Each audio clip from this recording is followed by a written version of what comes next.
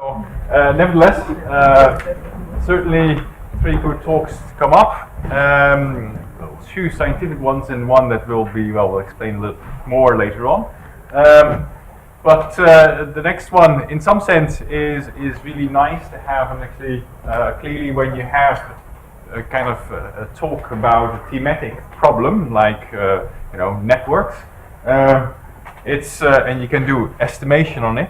Then almost by definition there should also be a way to do optimal design on it. And so we were rather pleased that actually we got a design paper submitted to the special issue as well. And the interesting bit of this paper again is when talking to Ben in the last couple of days, the nice number of extensions that come out of this beyond even the scope of this current paper. Are really interesting, and so I'm very happy that Ben Barker is going to talk about optimal design experiments in for social networks, and maybe he will say something about the extensions, or maybe doesn't get to. No, it's very good. Thank you very much. Thank you, Ernst, and thank you to everyone else who's organised it. Thank you to the caterers, to my agent. Thank you to everyone. It's been a wonderful couple of days. I'm talking about something probably quite different to what most people have here. So most people here have an application and want to solve it in some way, which is great, and I appreciate that. So I'm looking at the bit before we actually gather some data, which is quite important, but I realise most of you are statisticians, but probably none of you have ever thought about design of experiments. It's a very niche thing, and I'm going to convince you it's very important, particularly on networks. This is what I should have called the talk. Why doing these things is hard. So I think the mathematics is quite easy, but it leads, as Ernst says, into really some quite interesting questions about inference on networks. Okay, I should also acknowledge Steve Gilmore at King's now and John Shorman's at Queen Mary, who were co-authors on this work, who I neglected to put on the slide. So let's do the background. So what is design of experiments, I hear you all ask? Don't worry, it's not much audience participation, so we're fine. Well, so the idea with the design of experiments is that we are trying to work out the mathematical or statistical properties of the experiment, and we generally want to try and get as much information from the experiment as we can get. And normally there's some fixed resources. So we have a fixed amount of time, or a fixed amount of money, or a fixed amount of rats we're allowed to experiment on. Okay, so with the background is in crop trials. The very early design of experiments were done in crop trials, and there we might be interested in comparing different types of wheat or different types of fertilizer. And of course we know that all these fields are not the same. Okay, so the wind might come one way or the other, and we need to balance the treatments with the direction of the wind or whatever it happens to be to work out how to do a fair test and also how to get the most information out. Okay, we might want to compare the orange pills with the pink pills in the clinical trial. Okay, so we will give the orange pills to some people and the pink pills to some people, but we need to make sure we're not taking into factors like gender. We also need to make sure we're not exposing people to to dangerous drugs unnecessarily. So there's a lot of interesting problems, and there's a huge, great research literature in this area. But the main assumption in all this work is that our experimental units are independent. Okay, so if I apply a treatment to one subject, so if I give a drug to Ernst, say, it's not going to affect you at the back. Okay, because you two are probably your stomachs are not connected, I imagine. This is known as Luca, I think, spoke about the other day, as the stable unit treatment value assumption, or this is actually, I guess, a consequent of this. Okay, so you do something to one thing, it doesn't affect other things. So in this research, I'm investigating how structure between subjects affects the design of experiments on those subjects. Okay, this slide you will all know. Okay, but I'll just go through it very quickly. So we're going to consider a graph, and this is a very general graph, as a collection of nodes and edges. So nodes N, edges E, and the nodes are going to represent some subjects on which we apply some treatment. And we're going to have little n subjects, so fairly standard. And the edges are going to represent some relationship between the subjects, which I'll clarify later. So we're going to start off with a relationship where you're either connected or you're not. So you either get a 1 or a 0, and you can't be connected to yourself. So a simple network, and I'm also going to assume that links are non-directional. Okay, so our adjacency matrix is symmetrical. So you all know 1 and 2 I keep pressing the wrong button. 1 and 2 are connected, so we've got 1 and 2 element is 1, and the 2 for 1 element is 1. Okay, very simple. It turns out that all of these assumptions are not important to this methodology, but you can think of it like this for now. So here's the kind of problems we're interested in. So let's consider nodes maybe as subjects in a marketing experiment. Okay, and links may be something such as being friends on Facebook or perhaps working together in a statistics group. And the treatment might be different advertising campaigns such as buy Coke or buy Pepsi, or perhaps something more important, so perhaps public health, such as smoking kills. Okay, so we could, some kind of message is our treatment, is what we're going to do to these nodes. And the responses can be whatever we like. Okay, we can measure how much of a product is bought by a subject, or some kind of how much they like it, whatever we like. I'm speaking very generally here. So my idea behind the model, and it's quite a simple idea I think, is that if a subject is exposed to a treatment, then their friend may see the treatment and their response may be altered, okay, positively or negatively. So we assume that if a relationship between two individuals, the response of the first subject is dependent on the treatment applied to the second. So if I give this lovely advertising message to Ernst here, okay, who's written a paper with Ernst? Anyone here? No? Okay, so you might be affected by this. You might see Ernst have this advert and you might really fancy a can of Coke later. Okay, or you might say, you know what, he's got very poor taste in drinks. I'm not going to drink a can of Coke. Okay, so I'm doing something to him, but it's affecting you. So that's the kind of idea. So when we're doing when we're doing design without any network effects, so this is the sort of baseline case. Our model is that the response on the ith experimental unit is some mean perhaps, plus something to do with what we give to the experimental unit. So this TOR depends on the treatment given to the ith one. Okay, so TI is the treatment that we apply to subject I. We also have some error term, which are general, just mean, zero, variance, sigma squared. They don't need to be normal. And that these TOR J are what's known as the treatment effects, and we have 1 to m treatments. So we have 2 different adverts we can give, for example, or m different adverts we can give. And we need to assume something just for uniqueness, so let's assume that TOR m equals 0 for uniqueness. You can assume whatever you like as long as you've got some extra restriction here. When we're designing an experiment, we also need to think about optimality criteria. So for example, we may be more concerned with precise measurement of treatment 1 than we are of treatment 2. So I might be more interested in the blue pills than the pink pills because I already know something about the pink pills. Okay? In this work, I'm going to assume that what we want to do is minimize the average variance of all estimates of pairwise differences of treatment effects. So that's a bit of a mouthful, and that's what the equation looks like. So this is the variance of some estimate of some differences in the effect of one thing minus the effect of another thing. So it's just some average of that.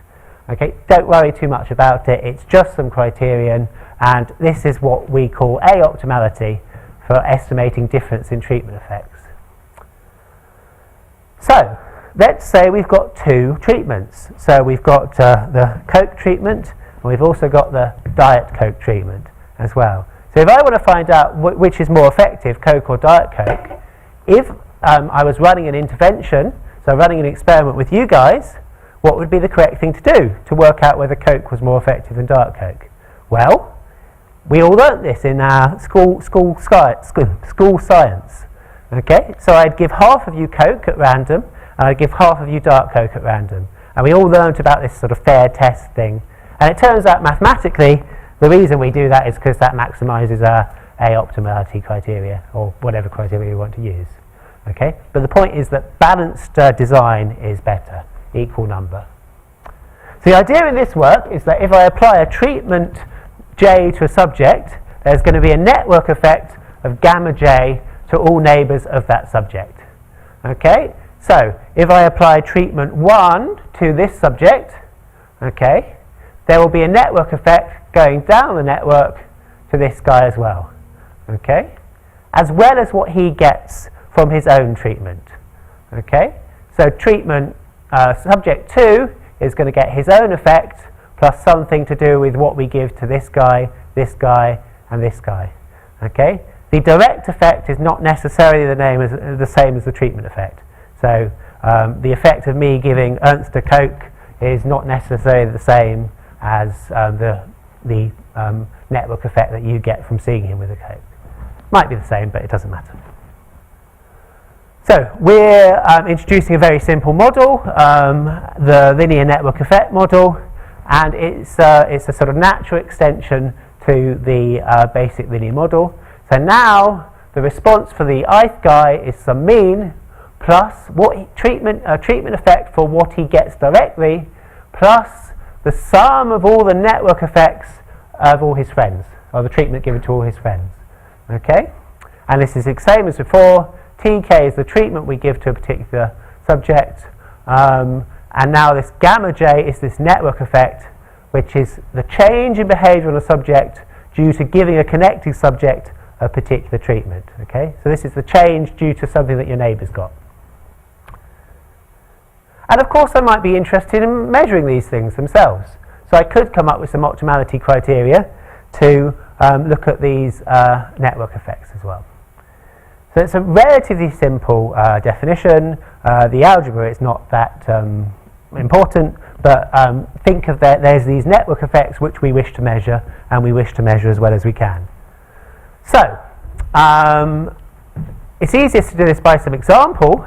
So let's assume we have a network of 10 nodes here, and the top numbers are the node numbers. If you can't see it at the back, you should have sat further forward. No, I'm just kidding. And we can find by searching the optimal design for allocating 2 treatments to this network, and these are the bottom numbers in brackets. Okay, so node 1, subject 1 will get treatment 1, subject 2 will get treatment 1, subject 3 will get treatment 2, etc. Okay, and this turns out to be the optimal design. The fact that this is the optimal design is not particularly interesting because it's a made-up network, but let's have a look at it. Well, 1, 2, 3, 4, 5, 6 people get treatment 1, okay, and 4 must get treatment 2. So it turns out that the optimal design for working out whether treatment 1 works better or treatment 2 is better is no longer balanced if we allow for this network effect. Okay, this is quite surprising. So this is one way of writing the optimal design. So this just says treatment subjects 1 and 2 get treatment 1, subjects 3, 4, 5 get treatment 2, etc. We can also write down what the optimal design is for estimating these network effects. Okay, so treatment subject 1 gets treatment 2, subject 2 gets treatment 2, etc. Note that these are different. Okay, these two things are different.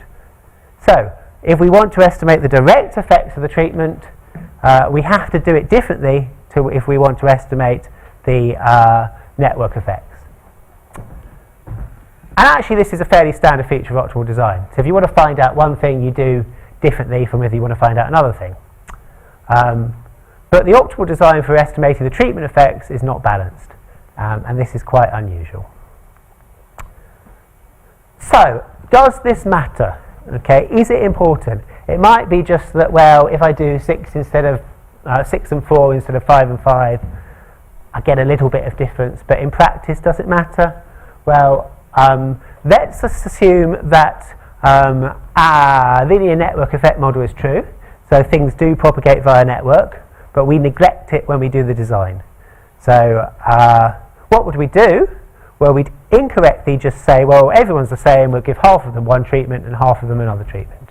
Okay, we would revert back to our schoolboy science, or schoolgirl science. So if there isn't a network effect, then any design or all permutations of a design are equivalent. Okay, so people aren't special. If there's just 10 people, I just randomly pick 5 of you and give you one treatment, and the other 5 get another treatment. Okay, but in our network model, our nodes are special. So back to our example 1.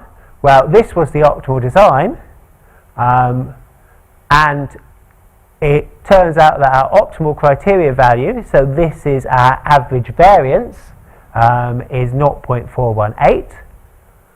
If I were to randomly choose 5 1s and 5 2s and just put it in order, because I might as well, then I get 0.431.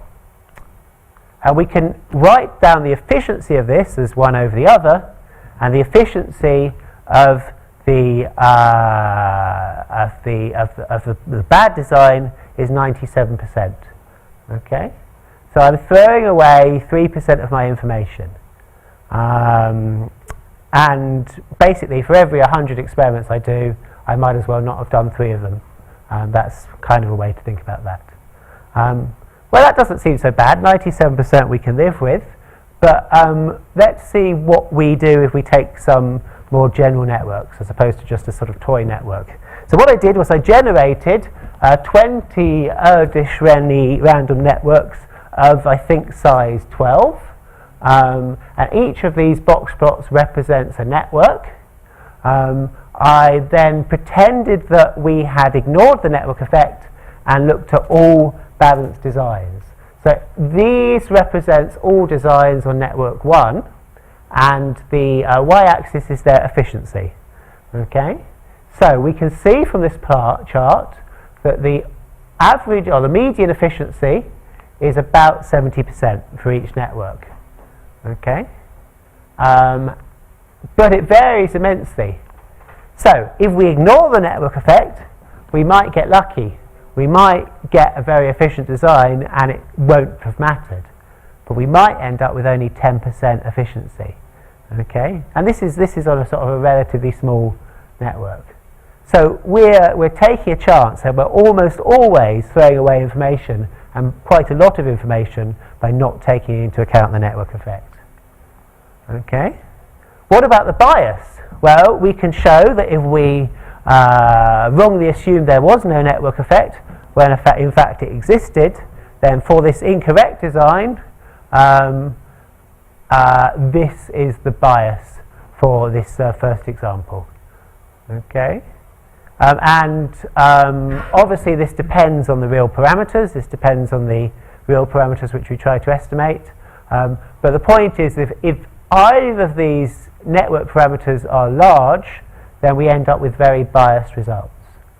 Okay, so this important message I want you to take back to your home universities and sing it from the tallest building is that if we don't take into account a network effect in our design, we produce an experiment with much higher variance than necessary and or biased estimates. Okay, so all of you, the guys that work in networks, if somebody comes and says, oh, well, I've designed an experiment, I want you to analyse it, you should say, well, how did you design it? Let me call Ben Parker and we can find a better design for you.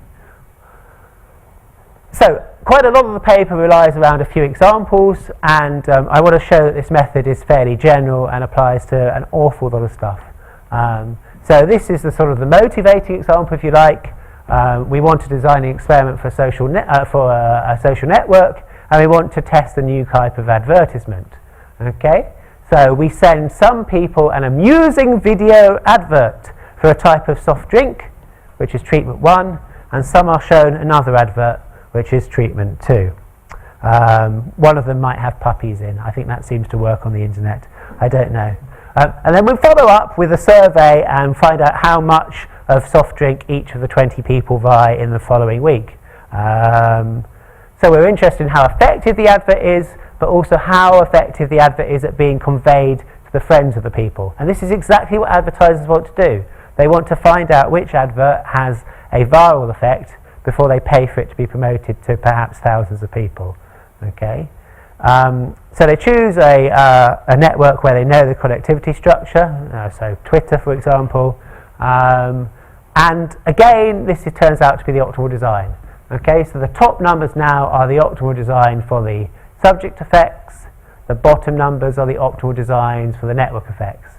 And once again, these are different. It's possible to come up with some criteria that combines the two. So that's social networks. Well, can we do it with everything else? Well, of course we can. Okay, so if we do experiments on field trials and agricultural trials, people spend a lot of time working out how to optimally design for these things. So let's say we have 3 different fertilizers and we have an irregularly shaped field that looks like this. So maybe there's a pond here and a tree in the middle, but we've got some plots here. Okay, we want to be able to estimate precisely which fertilizer is better. But if you apply a fertilizer to one bit of a field, it leaches to other areas. So we assume if you apply it to 8, say, it will leach to everything that touches it. So 4, 7, 9, 12, 13, 14. Okay. So we've got some, we take a sort of schematic and we put it in the form of a network. You guys are all probably very used to doing this. And again, we can find the plot number at the top and the optimal design for the treatments at the bottom. Okay. The best we could do with with 15 plots at all is 0.40. So the fact that the field is slightly irregular, we only lose a little bit of information, and of course we can't control that. Let's think of it in another context: crossover trials. So these are, we might be doing a clinical trial where we give some different drugs to people in different periods. Okay, so we have 4 subjects, and the point of doing a trial in this way is that if you're given a drug at week 1, it might still be in your system in week 2. Okay, so it's important to count for this crossover effect, as people that work on these clinical trials say. Okay, so often they just do, okay, we're going to get 4 people and test it over 4 weeks, or 20 people over 4 weeks, whatever it happens to be. Okay, in this case we have, we know perhaps that a subject B can't attend the trial on period 3. So that would normally cause huge problems for people that design these things. But we can just represent this as a network. Okay, we put this network into our methodology, and you now see that the links now represent going forward in time. So this is the same person, and he's related to himself in a temporal sense. And again, we perform an exhaustive search and we get some answer out, which isn't very interesting, but if you showed this to somebody who did clinical trials, they'll say, you're barking, why would you want to do that? Well, this turns out to be optimal. Okay, that's the best way to do it. So some of you might be saying, well, okay, there's some examples. How do you find this optimal? Yeah, question? Can I just ask, what were you optimizing in this example? So we're optimizing this A optimality criteria. Treatment effects for that, yeah, treatment effects, yeah. So we don't really care about, in this example, we don't care about the carryover effects of the drug. We just want to find the drug that's most important to be able to treat someone. So how do we find this optimal design? Well, it turns out that all properties of the design can be found by the information matrix, Fisher information matrix. Okay, and this is what it looks like. So we get something here, and the top left contains the number of times that each treatment appears. So this is how we label the nodes in the network. The bottom left and the top right turn out to be the number of times 2 treatments appear next to each other in the network, and the bottom right in this model are the number of times that things appear at a distance 2 from each other. Okay, so this is dependent on both the shape of the network and how you assign these treatments. Okay, so all properties of the design can be found by finding some function of this information matrix. Okay, and that depends on our optimality criteria. Okay, so just very briefly, we can't estimate all networks. Okay, so for example, consider this trivial network where every network is every node is connected to each other node, then if we look at the mathematics, we find that it's impossible to determine the difference between what is the direct effect and what is the network effect. Okay, so we end up with far too few equations to solve. So this thing is over-parameterized, and it's quite an interesting question to work out. Well, can we design something for every network? And the answer is no. But most networks don't tend to be so unusual as this one. So, one thing we might want to learn is how does our network structure affect the optimal design? Okay, so when I first started this work, I thought, well, okay, maybe there's a difference between different types of networks. Maybe networks with high centrality are better than, or have a different flavour of design to people with low centrality, or something like that. So one way of looking at some of these macroscopic properties of the graph, not centrality but other things, is through the graph spectrum, which most of you will know is a set of eigenvalues of this adjacency matrix A. Okay, and people often look at this Laplacian spectrum as well, where the Laplacian is the degree matrix less the adjacency matrix. These eigenvalues have various interpretations, but in general are one way of looking at the macroscopic properties of the graph.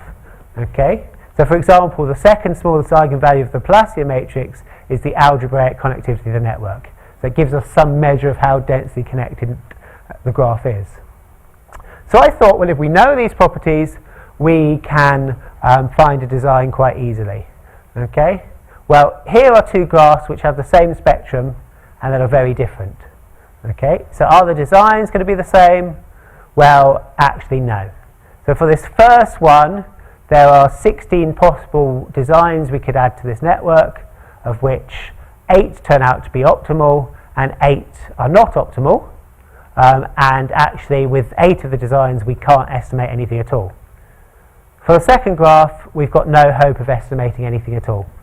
Okay, so we can't distinguish whether something that comes here is due to what this guy gets or due to what this guy gets. So we can't estimate the treatment effects. So two graphs, same spectrum, different networks, we're in trouble. We also showed that with the Laplacian spectrums as well. We thought, well, maybe there's a correlation. Maybe there's a correlation between, for example, our algebraic connectivity and which designs are good. So we took 8 different networks, and we took 8 different networks with different algebraic connectivities, and we took 10 different designs on those networks, and we ranked them from 1 to 10. And we thought, well, maybe we'd see a sort of consistent pattern down here where the same design is best on networks with a similar algebraic connectivity. But there's no pattern here. The best design flips around all over the place. Absolutely no pattern. So there's not even a correlation. We can't hope to know the macro properties of the network and work out what the best way of designing for that network is for this model. Okay? So the message is we have to consider every possible link, every possible node, which makes things difficult. Okay? So the large-scale properties alone of the graph do not determine the optimal design, and they don't even have a strong effect on determining the design. So we need to know every single connectivity structure. So how do we get these designs? Well, I said at the beginning, the way we first thought of doing this is by looking at every possible design. Okay? So we essentially look at every possible allocation of our treatments to our network, and we calculate the Fisher information matrix that I showed you. So we then have to apply some optimality criteria. So for A optimality, this turns out to be some linear function of the A optimality criterion. This is expensive to do. Matrix multiplication is expensive, and if we've got m treatments and n nodes, our algorithm is of order m to the n. Okay? 2 treatments is hard, 3 treatments is harder, but we can't even really do it for moderately sized networks. Okay, it becomes very hard for anything over about 20, I guess.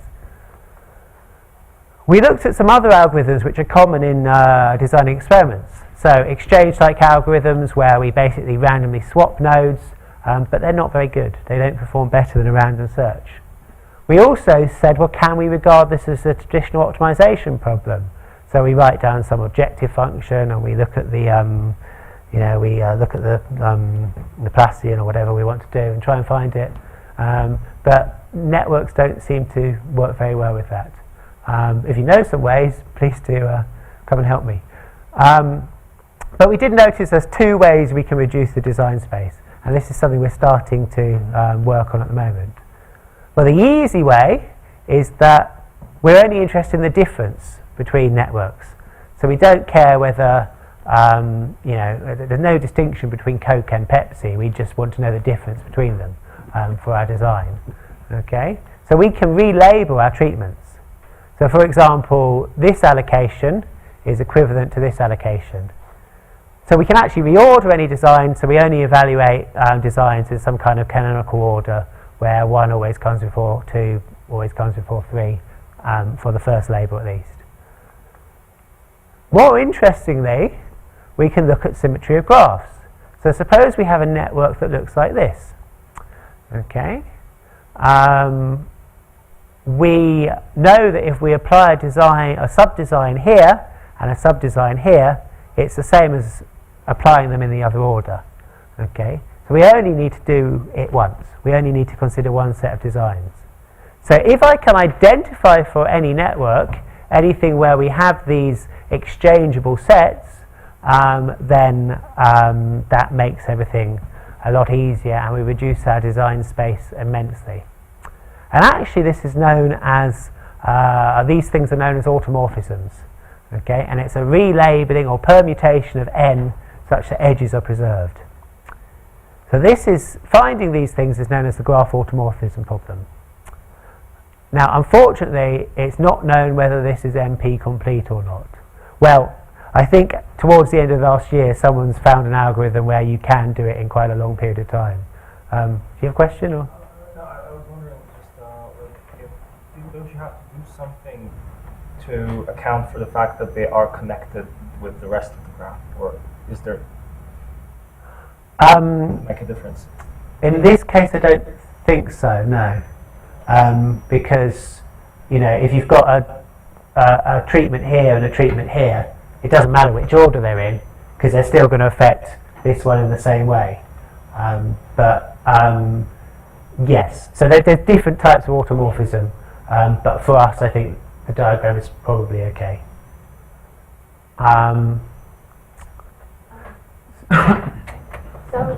So most of the automorphism detection algorithms do not identify non-overlapping automorphisms, so they may be overlapping. Yes. What do you mean by overlapping? So these subgraphs. When they count automorphism in a graph, they don't necessarily count non-overlapping subgraphs. Yeah. So if the two subgraphs overlap, then you have a problem. Yes. So I think we've only really considered non-overlapping. But I think the identify a list of non-overlapping subgraphs can be very slow. Absolutely. Another question is, so in this case, these two are really symmetry. Yeah. What if you have another similar subgraph but connect to one?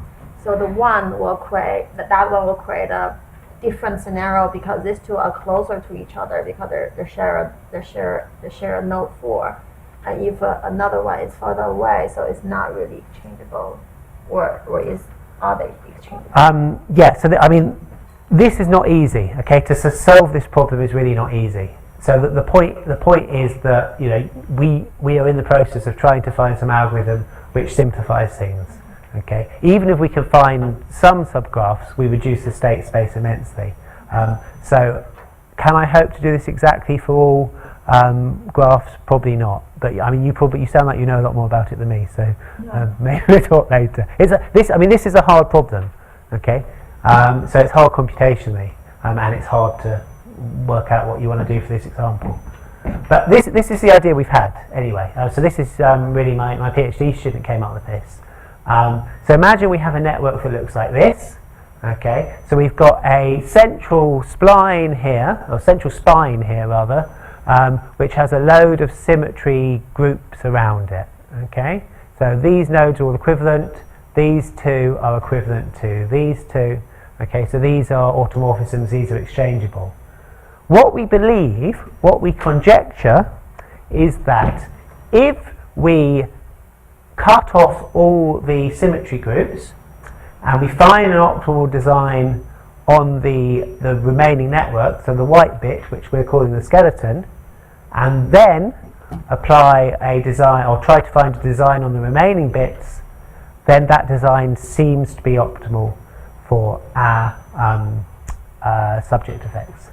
Okay, we cannot prove that, but we cannot find a counterexample at the moment. Okay, so I mean, really, this is now outside my comfort zone. Graph theory and group theory is something I feared probably about half a mile down that way, but unfortunately, it's rearing its ugly head. So that is our claim, but the importance is that it allows us to find these designs much more quickly, and more importantly, as Ernst mentioned right at the beginning, we can abstract away from things where we're actually interested in the network effect, and we can regard problems that don't have any network effect for real as something with a network which we seek to optimize. Okay, so we found a new method to actually find designs on networks on things which have a network, and actually for experimental designers this is quite interesting because it unites a lot of different topics. We can find network effects, we can find subject effects, and the abstraction might lead to more interesting works. It doesn't matter what my treatment structure is, so I can do it for factorial structures, anything I like. I can relax my restrictions that A is symmetrical, you saw that, it doesn't matter, the design problem is the same, and more complicated models are quite easy to fit in. It's just we need to find a quicker way to solve this algorithm. We talked about the case where you are affected because you see the treatment, but perhaps Ernst will stand up and say, oh, I really love Coke, and then you're reacting to his response, not just the treatment. So we could add an autoregressive model, which we're also looking at. But that's not in the paper. Read the paper. I've run out of time, so thank you very much. Okay, questions? Inspiring talk and inspiring question. So, if you do a quick and dirty method, if you just apply community detection, so that's a bit similar to what you're doing with your spine and the symmetry. Only that your communities might not be symmetric, and you might not just have a simple spine, but there might be more than one edge between different communities. But there should be only a few edges if you've got a sparse network. Then you can do the optimal design within the communities, which should be much smaller. So there you can do it exactly. And can you then still piece it back together? I think it's worth thinking about. I think that's probably a good idea. Community detection is relatively fast. Yeah, and actually, even though the algorithm to find automorphisms is theoretically slow, for most networks it's lightning fast. So, you know, if you're looking at a network of 1,000 nodes, then you might have some trouble. But if you're looking at a network for 1,000 nodes, applying 500 of one type and 500 another isn't going to be far off. The other thing is, you can get very close to optimal very quickly. So for most practical examples, you know, if you get 99% efficiency as opposed to 70% efficiency, that's great. So even if we can't find the optimal design, near optimal is okay. But it's a good idea to simplify the algorithm, yeah. So in traditional randomized clinical designs or control designs, what you're doing is when you split into the two groups, you're randomizing away other differences that might be associated with the response. So, you know, perhaps a particular, I don't know, ethnic background which may be more susceptible to a disease or something. So here, do you take account for within the network, people can tend to form their ties homophilously based on some of these things that you cannot really randomize away? So again, Vasiliki, my PhD student, is looking at designs for block models where the blocks are formed by nodes that are close to each other. So essentially what she does is she forms blocks with people who have similar results based on their network structure, and then finds designs for those networks. So I think that's exactly what you're talking about. So, but it doesn't. I mean, it makes the model slightly more complicated, and you've got more things to estimate. But it doesn't. You know, you can change the model, and it doesn't really change the flavour of it very much. Yeah, good question. Though. Good question. I presume that you can say something about when you have sort of when the effects are in forms of correlations between neighbors rather than actually sort of direct effect the way you described, because you could just have sort of a correlation structure that corresponds to a graph. And then I think that if you have some sort of symmetry, you might be able to say much more about, for example, in a field you might have that the correlations north-south are all the same, and the correlation east-west are all the same. So you have things like that. And I think, so if you have sort of these graphical models where you have symmetry in the correlation, you could, sometimes you can show under certain circumstances the correlations don't matter for what actually the estimate of the treatment effect is. And there's a very simple condition you can give, well, but there's a condition. And I would wonder, I would imagine in such cases, you probably would have optimality as well. So, I mean, a lot of theoretical results do exist for exactly the model you talk about. Yeah. So where you have like a square or a rectangular plot, and you have left and right effects, or up and down effects, or row effects, and people have basically proved that this is optimal, or Yeah, that's, I would imagine. and that exists. The beauty of this thing is that it can do that example, but it can also do a much wider class. But I mean, what you say is entirely valid. Yeah, it's a very useful thing. Lisa? I'm wondering if you should worry about the assumption that all the nodes have the same effect on their neighbors, Mhm. the same for all the neighbors, which I would worry about if I was trying to estimate these parameters, but maybe if just for design purposes it doesn't matter as much. Well, you can change the adjacency matrix so it's non-binary. So if you wanted to say that one person is more influential than somebody else, or there's a distance, you can do that. That's not a problem. If you know how influential they are, right? But if you don't know. So all this work assumes that you do know the network completely. We've been trying to look at the case where you know something about the network, you know something about the weights. But as we showed in this, unless you know the network exactly, the design is very different. So it turns out to be very tricky for this model if you don't have full knowledge of the network. But I think for certain models, that would be a valid question. But it's interesting to me that if you don't know the network, then there's such a huge difference between you know, what's good for one case and what's good if you make a small mistake. And there are some results in the paper which show that your efficiency goes right down even if one link is misspecified. Yeah, it's surprising. Okay, last question, yeah?